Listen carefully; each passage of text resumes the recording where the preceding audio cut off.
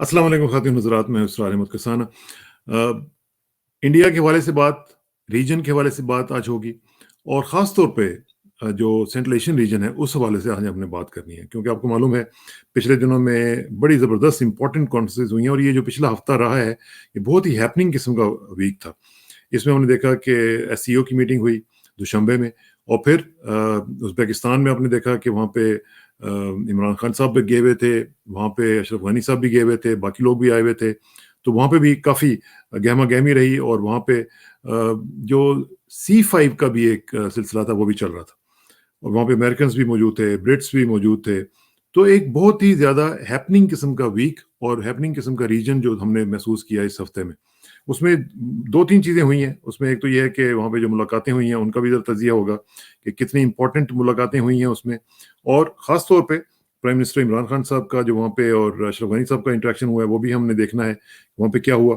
और फिर एक और जो खबर आई है इंडिया के हवाले से, वो ये है कि इंडिया चाइना का जो स्टैंड ऑफ है, उस हवाले से बिजनेस स्टैंडर्ड ने खबर दी कि मई 2 को क्लैश हुआ, और उसी तरह का तकरीबन क्लैश हुआ जिस तरह के पिछले साल हुआ था, और उसमें फिर बाकी डिटेल्स नहीं पता कि खुदा न खास्ता कोई कैजुअल्टीज तो नहीं हुई हैं, लेकिन बहरहाल क्लैश ज़रूर हुआ, और इसको उन्होंने कोट किया कुछ सोर्सेज को, जिसको इंडियन आर्मी ने बाद में फिर उसको डिनाई किया, बल्कि बहुत ही सख्त अल्फाज में डिनाई किया, और उन्होंने कहा कि ऐसी कोई बात नहीं हुई है।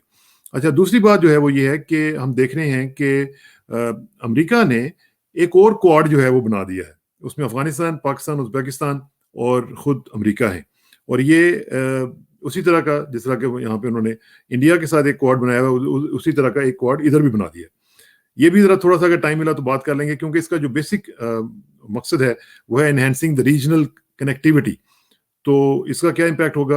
और फिर एक छोटी सी खबर और भी है बड़ी इंपॉर्टेंट, वो ये है कि जो पेगासस प्रोजेक्ट जो जिसके बारे में कहा जा रहा है, वो मैं कोशिश करूंगा अगर टाइम मिला तो इमाम साहब से उस पर कमेंट लूंगा कि वहाँ पे जासूसी हो रही है, स्पाइंग हो रही है, सियासतदानों की, जर्नलिस्टों की, सिटिंग मिनिस्टर्स की भी, और एक और स्टेटमेंट जो है उसको पाकिस्तान में बहुत माइन्यूटली देखा जा रहा है, वो है जयशंकर साहब की फैटफ के हवाले से, कि ये इंडिया था जो कि फैटफ में पाकिस्तान को रखने पे मजबूर कर रहा था बाकी लोगों को।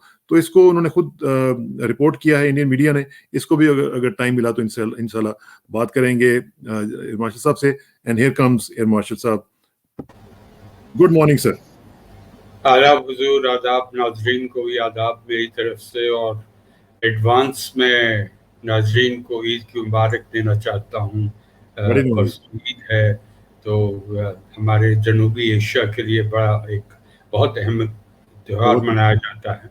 एब्सोल्युटली खुशी का मौका है, खुशी का मौका है, और खैर मुबारक। हम आपको भी ईद मुबारक में शरीक करते हैं, और आपकी जो विशेज़ हैं हम पूरे दुनिया में मुसलमानों को, और ख़ास तौर पे साउथ एशिया में तमाम मुसलमानों को पहुंचाते हैं। बहुत बहुत शुक्रिया। तो इरमार साहब, ये जो दुशंबे में SCO की मीटिंग्स हुई हैं, और वहाँ पे बड़ी एक्टिविटी हमने देखा कि फ्लरी ऑफ डिप्लोमेटिक एक्टिविटी हुई है, इसकी क्या इंपॉर्टेंस है और उसमें से क्या निकला क्या है? नहीं, ये मैं समझता हूँ कि बहुत ही अहमियत रखती है इस वक्त। एक तरफ से तालिबान को अफगानिस्तान में कामयाबी मिल रही है, अब वो 1/3 इलाका काबू में है उनके, या आधा इलाका काबू में है, वो तो उस पर बहस हो सकती है, मगर अब कामयाबी मिल रही है। और हम ये भी कह सकते हैं कि पाकिस्तान काबुल पहुंच सकता है हंसते हंसते, मगर रास्ता मुश्किल का रास्ता है। तो अब ये जो दो इजलास हुए हैं, एक तो दुशंबे में था। लेकिन इमाम साहब, पाकिस्तान काबुल क्यों पहुंच सकता है? वो इस पर जिक्र करूंगा मैं, इस पे I will elaborate on this, कैसे पहुंचेगा ये। It is in डिप्लोमेटीज means that Kabul influence in Kabul will be in the hands of the Pakistanis. ये मतलब स्पष्ट मैं ये कहना चाहता हूँ। अगर हुआ, मैंने ये इस पे अगर है, काफी जो कुछ भी हम बातचीत अफगानिस्तान में कर रहे हैं पिछले 2 हफ्ते से, पिछली बार भी बात की थी, इसमें अगर मगर बहुत है, ये हमने जानना है। اگر بھی ہے اور مگر بھی ہے. مگر دوشنبے میں جو تھا یہ ایک تو ایک طریقے کا انالیسس کرنا تھا کہ افغانستان میں کیا ہو رہا ہے.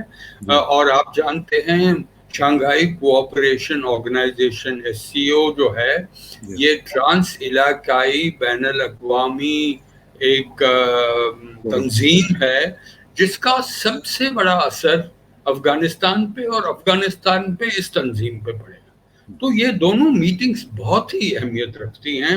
میں نے کہا میرے نظریے سے ایسی میٹنگ ابھی تک کوئی نہیں ہے کیونکہ حالات بدل گئے ہیں. دوسری بات جو آپ نے بھی اٹھائی ہے کہ کنیکٹیویٹی آج کل کا زمانہ جو ہے وہ ربط سازی کا ہے. کنیکٹیویٹی ہے, جیوگرافک کنیکٹیویٹی, لوگوں کی کنیکٹیویٹی, اسی پہ معائش آگے بڑھتی ہے. تو وہ بھی تاشکند میں اس پہ کافی بحث ہوئی ہے کو کیسے کنیکٹیویٹی بڑھائی جائے.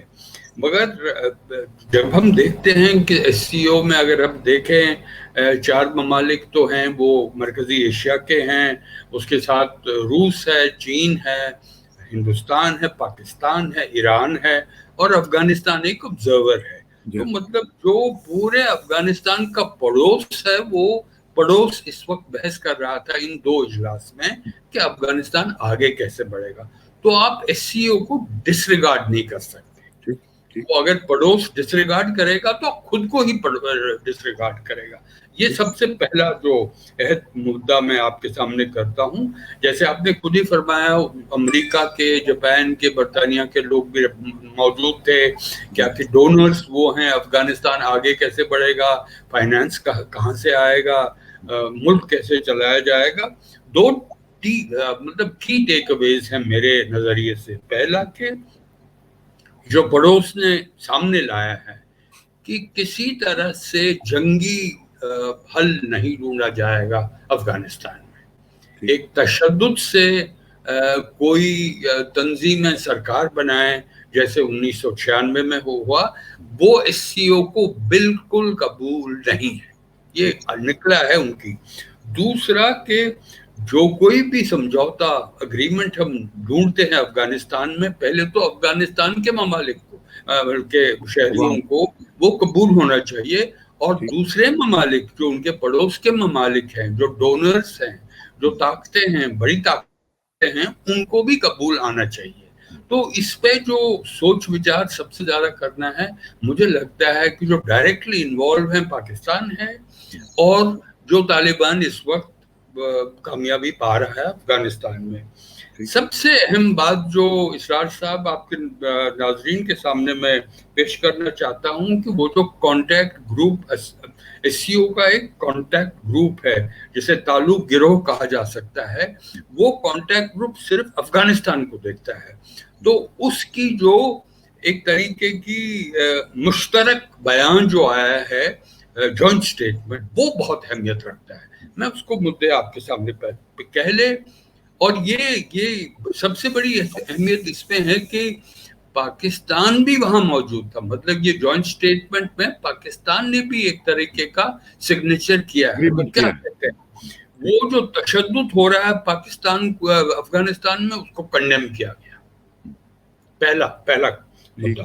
دوسرا جو انٹرنیشنل ٹیررسٹ آرگنائزیشنز ہیں, وہ سب سے بڑی کردار ان کا ہے کہ جو ناپائیداری افغانستان میں. اور ہم جانتے ہیں, آپ جانتے ہیں طالبان کے ساتھ کون کون ہیں, ایسٹرن ترکستان انڈیپینڈنس موومنٹ, القاعدہ, جیش محمد, لشکر طیبہ اور تحریک طالبان پاکستان جو پاکستان پہ حملے کرتا ہے, ایٹم جو چین پہ حملہ کرتا ہے.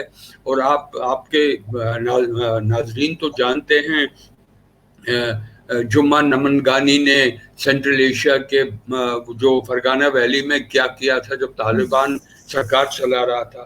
چوتھی کہ پروونسز جو شمالی صوبے ہیں, اس پہ یہ تیسرا مدعا ہے ان کی جوائنٹ اسٹیٹمنٹ میں. وہاں پہ جو ناپائیداری ہے وہ ایکسٹریمسٹ, سیپریٹسٹ اور ٹیررسٹ فورسز کا کام ہے. تو یہ پاکستان نے بھی قبول کیا ہے اس جوائنٹ اسٹیٹمنٹ. چوتھی جو ہے کہ جو عام شہری, بے قصور عام شہری, ان کو نشانہ بنایا جاتا ہے, اور نشانہ وہ سرکار کے نمائندے جو ہیں جہاں جہاں بھی ہیں ان کو بھی بنایا جاتا ہے.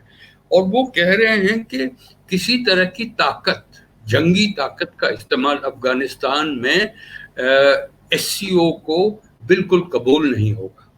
تو اب جو آگے قدم ہوں گے, بھارت کے ہوں یا پاکستان کے ہوں یا باقی ممالک کے ہوں, یہ اسی حساب سے آگے بڑھیں گے. تو جیسے میں نے پہلے آپ سے ذکر کیا تھا, اگر سوچ رہے ہیں کہ پاکستان کا انفلوئنس کابل میں بڑھے گا, اس کی کچھ قیمت دینی پڑے گی. یہ 1996 نہیں ہے, کیونکہ اب آپ کو امریکہ کو ہینڈل نہیں کرنا ہے, روس کو ہینڈل کرنا ہے, چین کو ہینڈل کرنا ہے, مرکزی ایشیا کے ممالک کو ان کو ہینڈل کرنا ہے, ایران کو ہینڈل کرنا ہے, چین کو ہینڈل کرنا ہے, ہندوستان کو ہینڈل کرنا ہے. تو یہ ہے. تیسری بات یہ آپ نے بھی اٹھایا تھا, جو آپ نے سٹیٹمنٹ نہیں تھی وہ عمران صاحب کی یا اشرف غانی کی, وہ چنگاریاں تھیں, وہ ٹکراؤ تھا. تو آپ اینالسٹ ہیں, آپ کو سوچنا ہے کہ جو ہر طرفی ملٹی لیٹرلزم جسے کہتے ہیں, it's not a bilateral talk, تو اس پہ جو ہوسٹ تھے شوکت مزاجین جو ازبکستان کے صدر ہیں, انہوں نے یہ اجازت کیوں دی کہ وہاں پہ چنگاریاں ادھر ادھر چلیں, وہاں پہ ٹکراؤ ہو؟ اور وہ ٹکراؤ تھا کیا؟ اشرف غانی نے پورا الزام لگایا ہے پاکستان پہ کہ آپ نے روکا نہیں ہے جو جہادی پاکستان سے افغانستان میں ہیں, ان کو تعداد بتائی ہے 10,000.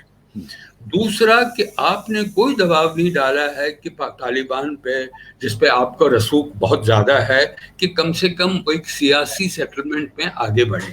اور آپ جانتے ہیں, ناظرین جانتے ہیں, کل ہی تو دوحہ کی میٹنگ بھی ختم ہوئی, جہاں عبداللہ تھے اور طالبان کی طرف سے ملا اخنزادہ تھے.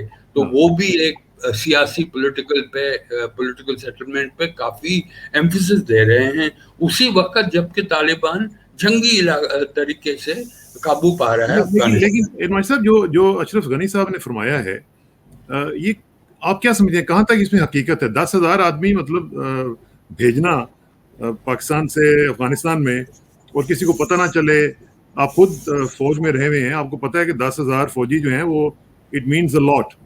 اور پھر یہ ہے کہ فوجیوں کی بات نہیں کر رہے ہیں, یہ 10,000 جہادیوں کی بات. جہادی بھی ہوں, پھر بھی 10,000 لوگ ہی ہیں نا. 10,000 کی پاکستان کی فوج کبھی نہیں جائے گی وہاں پہ, ہم جانتے ہیں. میں فوج کی بات نہیں کر رہا, میں نمبر کی بات کر رہا ہوں, نمبر کی بات کر رہا ہوں. میں تو ہم اس وقت کیا کہہ رہے ہیں, ہم اس وقت ہماری بحث کیا ہے کہ کیا ایکسچینجز کیا ہوئے ہیں وہاں پہ. نہ تو ہم ایسا ہونا نہیں چاہیے تھا, ایسا ہونا نہیں چاہیے تھا, کیونکہ ڈپلومیٹک نائسٹیز کے خلاف تھا. یہی تو میں پہلے شروعات میں ہی کہا ہے کہ جو ملٹی لیٹرل فورمز ہیں, جیسے سارک بھی ہو, سارک جب ملتا ہے تو بائی لیٹرل بھارت پاکستان کے جو مدعے ہیں ان پہ کبھی بحث نہیں. یہاں کیوں ہوا ہے؟ اسی لیے میں نے شوکت موجریف جو ازبکستان کے صدر ہیں انہوں نے کیوں الاؤ کیا ہے, کیوں وہ اپنے دل میں جانتے ہیں حقیقت کیا ہے. انہوں نے کہا کہ چنگاریاں آ جائیں, کیونکہ وہ جانتے, میں نے نمن جنگبہانی جو ان کے پہلے ٹیررسٹ لیڈر تھے ان کی بات کیوں کی, کیونکہ اثر جو افغانستان میں جو ہو رہا ہے وہ اثر مرکزی ایشیا کے خاص کر ازبکستان اور تاجکستان پہ سب سے بڑا اثر پڑتا ہے.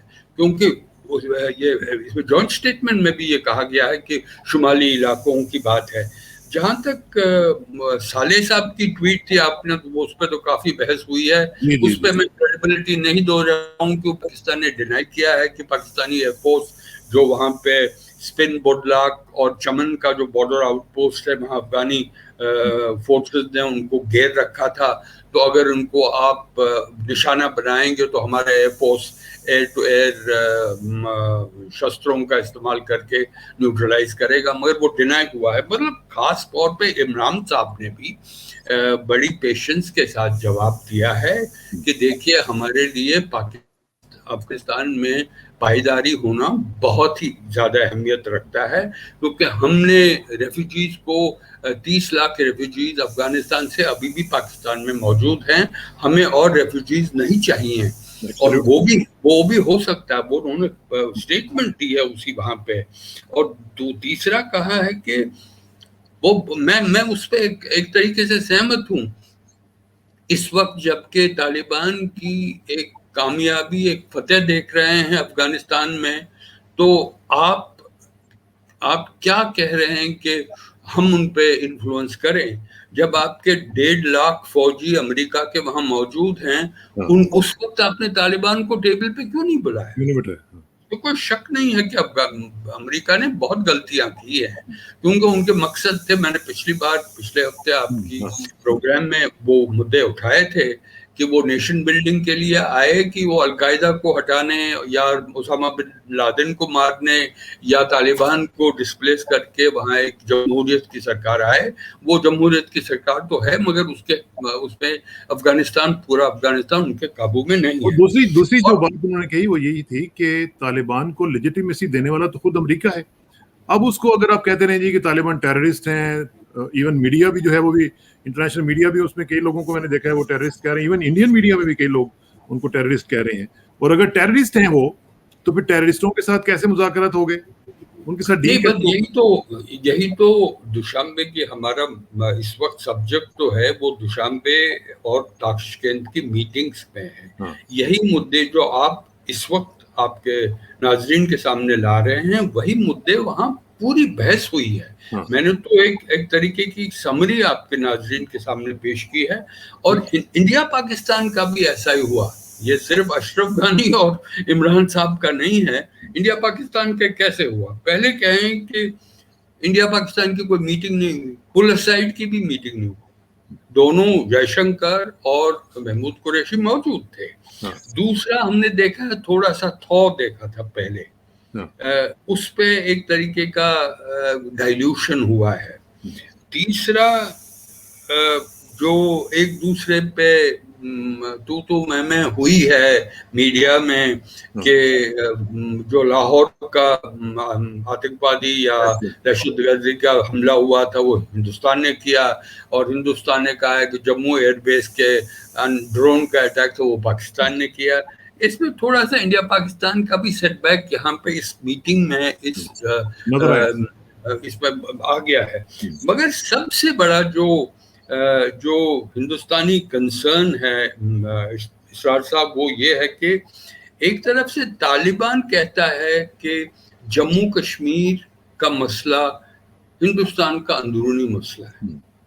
دوسری طرف طالبان کی جو حال ہی میں اسٹیٹمنٹس آئی ہیں, اس میں انہوں نے کہا ہے کہ ہم روس, چین, ایران کے ساتھ بات چیت کر رہے ہیں.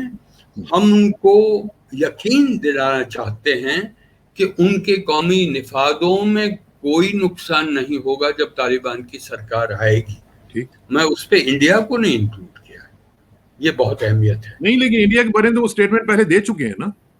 نہیں, میں کہہ رہا ہوں کہ اس پہ انہوں نے کیا کہ یہ اسپیسیفک مینشن ہے, قومی نفاذ جو ایران کے ہیں, روس کے ہیں, چین ہیں, ان میں کوئی نقصان نہیں ہوگا جب ہم سرکار میں آئیں گے.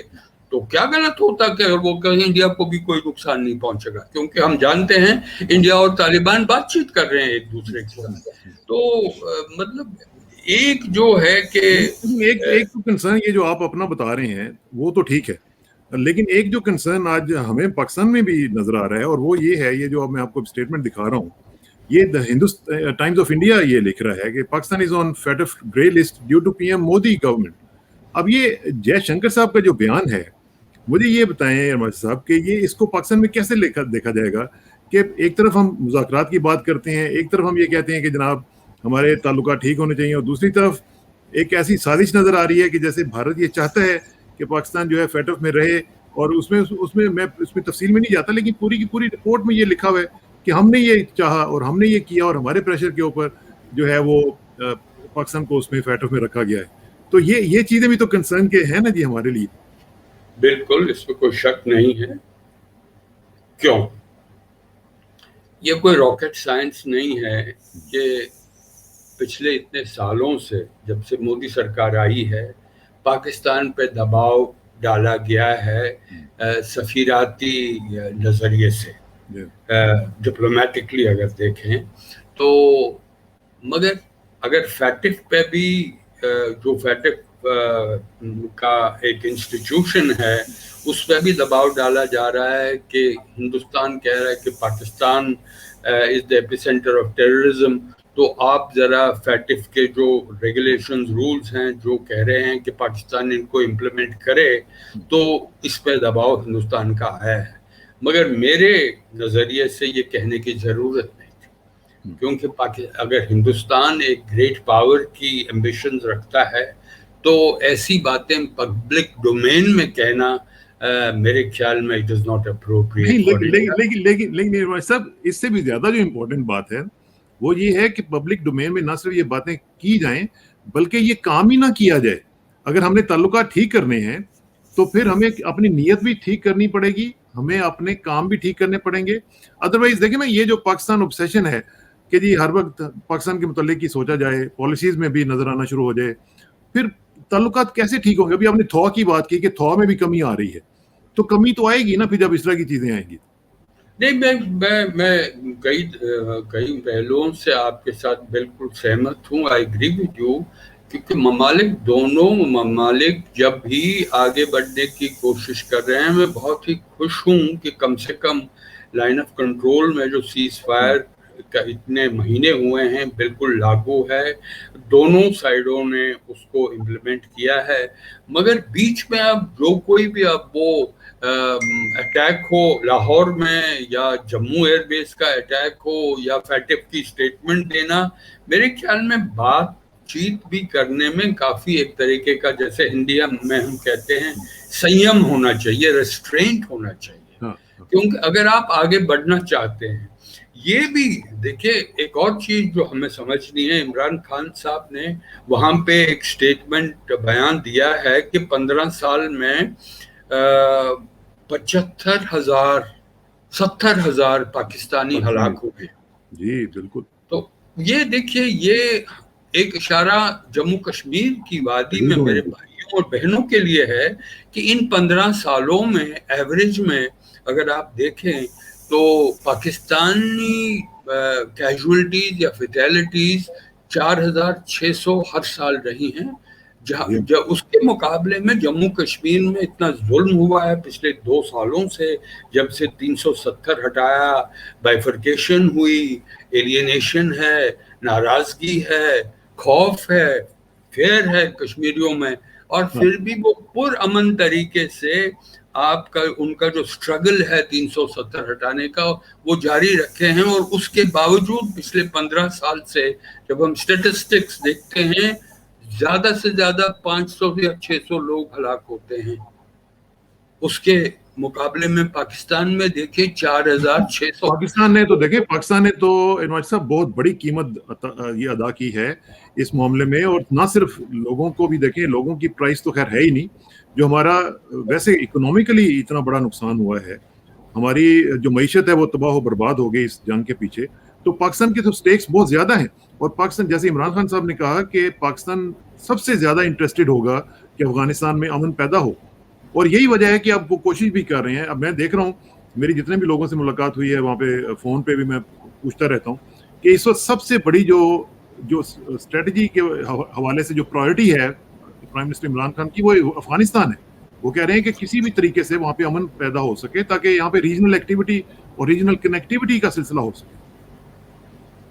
देखिए, मैं सहमत भी हूँ, और ये भी एक सी डिसएग्रीमेंट सा है कि अगर पाकिस्तान लंबी दूरी की हिकमत अमली करे तो ए stable Afghanistan which is neutral, unified and which is Afghan lead and which is democratic, वो हिंदुस्तान के लिए और पाकिस्तान के लिए, दोनों के लिए वो ऑब्जेक्टिव बहुत ही अहमियत रखता है। मगर अगर हम देखें, अयूब खान का टाइम देखिए, उस वक्त भी उन्होंने कहा था कि जहां पाकिस्तान मौजूद है, अगर अफगानिस्तान एक साइड से और इंडिया और इंडियन जम्मू एंड कश्मीर दूसरी साइड से, एक तो पानी रोका जा सकता है, अगर फौजें मिलें تو پاکستان ایک نٹ کریکر سچویشن میں آئے گا کہ مغرب سے فوجیں آئیں گی اور مشرق سے فوجیں آئیں گی پاکستان کے لیے. It is the worst case scenario. Ayub Khan کی ٹائم میرے خیال میں 1960 میں انہوں نے لکھا تھا فرینڈس ناٹ ماسٹرز کتاب انہوں نے لکھی تھی. یہ آپ بالکل ٹھیک کہہ رہے ہیں, مگر میں اپنے پاکستانی بھائیوں کو, پاکستان سرکار کو ایک سجیشن دینا چاہتا ہوں جی. آپ سٹیبل رکھیے افغانستان, آپ ڈپلومسی کریے, مگر یہ سمجھنا کہ 96 اور 2001 کے بیچ ان 5 سالوں میں جو افغانستان سرکار کرتی ہے, جو فیصلہ لیتی ہے, جو سفارتی انیشیٹیوز لیتی ہے, معاشی پالیسی نبھاتا ہے, پاکستان کی اجازت ہونی چاہیے. وہ اب ایس سی او ضرور نہیں مانے گا, نہ تو امریکہ مانے گا, نہ تو برطانیہ, نہ جاپان, اور جو میں نے باقی ممالک کی, وہ فرق پاکستان کو ضرور دیکھنا ہے اور اس راستے پہ چلنا ہے. نہیں تو میرا خیال ہے کہ اس میں اگر آپ اس میں شاید تھوڑا سا آپ ایک ایڈ اور بھی کر لیں کہ انڈیا کو بھی یہ چاہیے کہ وہ بھی وہاں پہ انٹرفیئرنس ختم کرے, تاکہ پاکستان بھی ختم کرے, انڈیا بھی ختم کرے. تو میرا خیال ہے کہ let the Afghans decide about their own future, کیونکہ وہ خود اس قابل ہیں. افغانیز جو ہیں وہ بڑے سیانے لوگ ہیں ماشاءاللہ. وہ اگر خود چاہیں تو وہ اپنا فیوچر خود طے کر سکتے ہیں. ہمیں ان کو ڈکٹیٹ کرنے کی ضرورت ہی نہیں ہے, نہ انڈیا کو نہ پاکستان کو.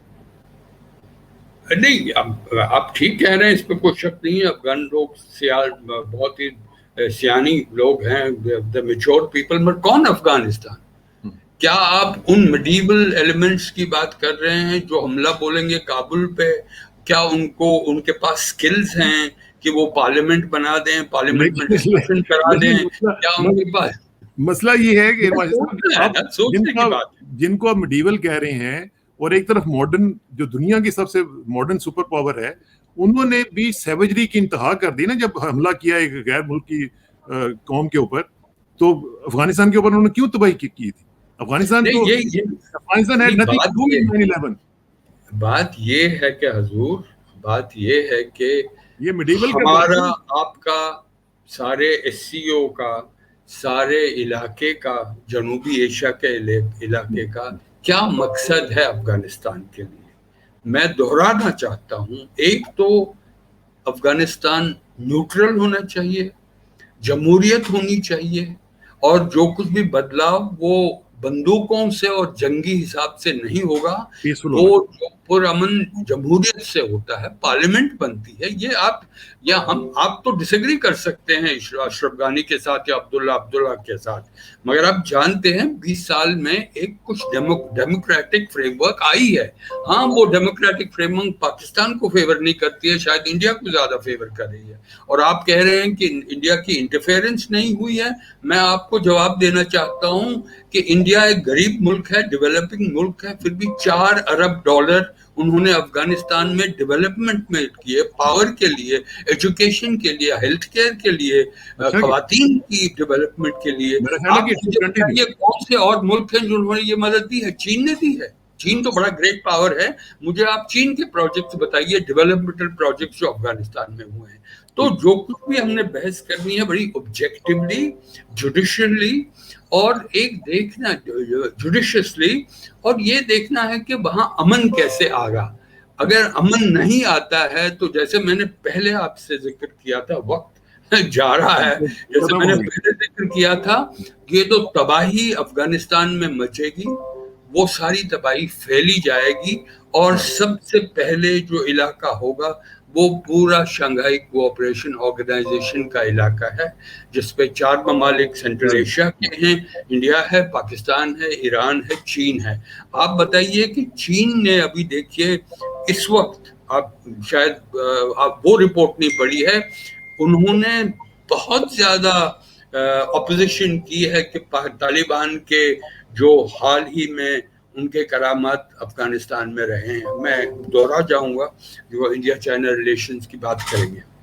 ٹھیک ہے, چلیں اس پہ اب ٹائم چونکہ ختم ہو گیا ہے. اماجد صاحب, I'm sorry, میرا خیال ہے کہ ہمیں پوسٹ پون کرنا پڑے گا یہ ٹاپک بھی, اور دوسرا رہ گیا جو اسٹینڈ آف والا وہ ٹاپک ہے وہ ہمارا رہ گیا. بلکہ میں نے آپ سے وہ بھی پوچھنا تھا کہ یہ جو جاسوسی وغیرہ ہو رہی ہے, اسپائنگ ہو رہی ہے, اس پہ بھی, لیکن اب چونکہ ٹائم ختم ہو گیا तो मैं माजरत चाहता हूँ, हम इंशाल्लाह इसको नेक्स्ट वीक करेंगे इंशाल्लाह। जरूर करेंगे। मैं बहुत खुश हूँ कि जो कुछ भी मसाइल हैं, जो कुछ भी इश्यूज हैं इस वक्त अफगानिस्तान में, जिनका असर पड़ोस पे पड़ा है और जिस पड़ोस ने इस पे इतनी बहस की है और ये बहस आगे भी बढ़ेगी, तो मैंने अच्छा हुआ कि हमने इस पे पूरी बहस की। अगर हमारे कुछ पर्सपेक्टिव्स अलग अलग हिसाब से हैं, वो भी जमहूरियत में वो भी इश्यूज नाज़रीन फैसला करें। At least we are talking about it, at least we are talking about. नाज़रीन तो हमारे लिए तो वो सबसे अहमियत रखते हैं। वो इस पे सोच विचार किए, कुछ आपके मुद्दे हैं, कुछ मेरे मुद्दे हैं, ताकि हम अफगानिस्तान में अमन लाए। बिल्कुल ठीक है, ना सिर्फ अफगानिस्तान में बल्कि पूरे खित्ते में अमन आए और हम देखें कि एक दूसरे को हम प्यार और मोहब्बत के साथ आगे भी बढ़ सकते हैं, बजाय इसके कि हम जंगें करते रहें, साजिशें करते रहें और एक दूसरे के टांगे खींचने की कोशिश करते रहें। उससे बेहतर है कि हम एक दूसरे के साथ कोऑपरेटिव अंदाज से कनेक्टिविटी को बढ़ाते हुए आगे बढ़ सकें। बहुत बहुत शुक्रिया मास्टर साहब, बहुत बहुत शुक्रिया, thank you very much, good morning, have a great day.